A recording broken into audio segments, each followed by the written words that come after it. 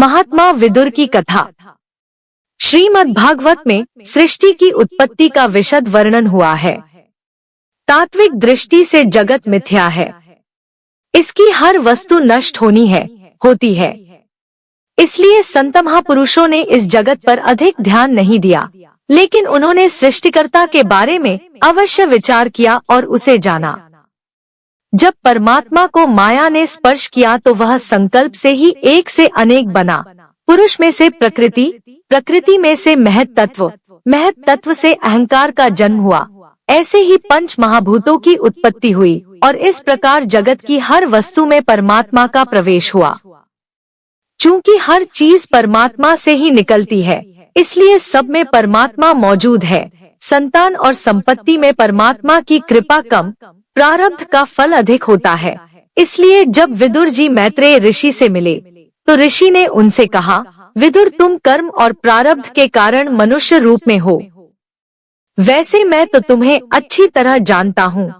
तुम तो यम का अवतार हो, स्वयं यमराज हो, इसलिए तुम पर श्री कृष्ण की कृपा हुई। सुनकर विदुर हैरान हुए, पूछा, ऋषिवर, मैं यमराज का अवतार कैसे हूँ? किस कारण मुझे मनुष्य योनि में आना पड़ा? मैंने क्या अकर्म किया था? आदमी को कर्म और अकर्म में भेद अवश्य समझना चाहिए। जो जैसा कर्म करेगा उसे वैसा फल अवश्य मिलेगा। इस कर्म फल से कोई नहीं बच सकता और कर्म बिना कोई रह भी नहीं सकता। कर्म का फल तो कर्म के अनुसार भोगना पड़ता है, यह सत्य है। मैत्रेय जी ने विदुर से कहा, मांडव्य ऋषि के शाप के कारण ही तुम यमराज से दासी पुत्र बने। एक बार कुछ चोरों ने राजकोष से चोरी की। चोरी का समाचार फैला। राज कर्मचारी चोरों की खोज में भागे, चोरों का पीछा किया। चोर घबरा गए, माल के साथ भागना मुश्किल था। मार्ग में मांडव्य ऋषि का आश्रम आया। चोर आश्रम में चले गए। चोरों ने चोरी का माल आश्रम में छिपा दिया और वहां से भाग गए। सैनिक पीछा करते हुए मांडव्य ऋषि के आश्रम में आ गए। छानबीन की, चोरी का माल बरामद कर दिया। मांडव्य ऋषि ध्यान में थे। राज कर्मचारियों की भागदौड़ की आवाज से उनका ध्यान भंग हुआ। उन्होंने मांडव्य ऋषि को ही चोर समझा।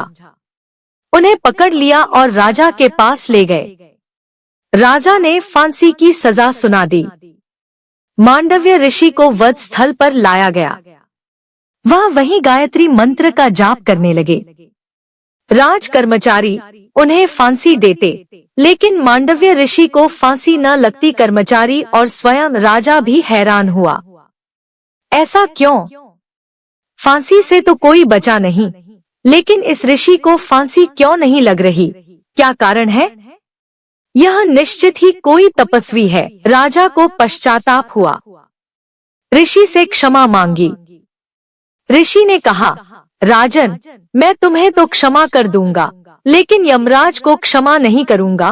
पूछूंगा, मुझे मृत्यु दंड क्यों दिया गया? जब मैंने कोई पाप नहीं किया था, अकर्म नहीं किया था, मैं न्यायाधीश यमराज को दंड दूंगा। अपने तपोबल से मांडव्य ऋषि यमराज की सभा में गए। यमराज से पूछा, यमराज, जब मैंने कोई पाप नहीं किया था, अकर्म नहीं किया था, तो मुझे मृत्युदंड क्यों दिया गया? मेरे किस पाप का दंड आपने दिया?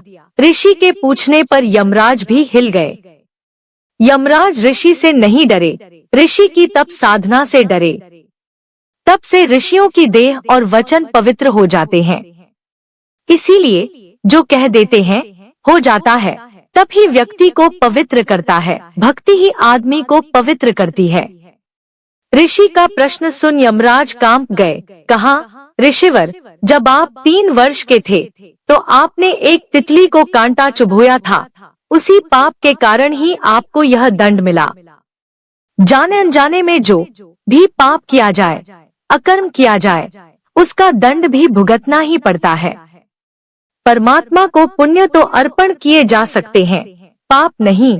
मांडव्य ऋषि ने कहा, शास्त्र के अनुसार यदि अज्ञानवश कोई मनुष्य पाप करता है तो उसका दंड उसे स्वप्न में दिया जाना चाहिए। लेकिन आपने शास्त्र के विरुद्ध निर्णय किया। अज्ञानावस्था में किए गए कर्म का फल आपने मुझे मृत्युदंड के रूप में दिया। आपको मेरे उस पाप का दंड मुझे स्वप्न में ही देना चाहिए था। यमराज, तुमने मुझे गलत ढंग से शास्त्र के विरुद्ध दंड दिया है। यह तुम्हारी अज्ञानता है। इसी अज्ञान के कारण ही मैं तुम्हें शाप देता हूँ कि तुम दासी पुत्र के रूप में जन्म लो, मनुष्य योनि में जाओ। मैत्रेय ऋषि कहते हैं, बस विदुर, इसी कारण तुम्हें मनुष्य योनि में दासी पुत्र के रूप में जन्म लेना पड़ा। तुम कोई साधारण मनुष्य नहीं हो, तुम तो यमराज का अवतार हो। कोई किसी की उंगली काटेगा तो उसकी उंगली भी एक दिन कटेगी। कोई किसी की हत्या करेगा तो उसकी भी एक दिन हत्या होगी। बचपन में ऋषि मांडव्य ने तितली को कांटा चुभोया था, इसलिए सूली पर चढ़ना पड़ा, और यदि तितली मर जाती तो ऋषि को भी मरना पड़ता, अर्थात जैसा कर्म वैसा फल। देव से भूल होने पर उसे भी मनुष्य बनना ही पड़ता है, और यदि मनुष्य भूल करे तो उसे 4 पैर वाला पशु बनना पड़ता है, और फिर न जाने 84 लाख योनियों में से क्या क्या बनना पड़े। इसलिए संत कहते हैं, कर्म अच्छा करें, दूसरे की सहायता करें, भूखे की भूख मिटाएं, गिरे हुए को उठाएं। ऐसे कर्म करने वाले 84 के चक्कर में नहीं पड़ते। अच्छा कर्म अच्छा फल, बुरा कर्म बुरा फल। प्रार्थना करें परमात्मा से कि ऐसी कृपा करे कि भूल से भी कोई बुरा कर्म न हो, अकर्म न हो।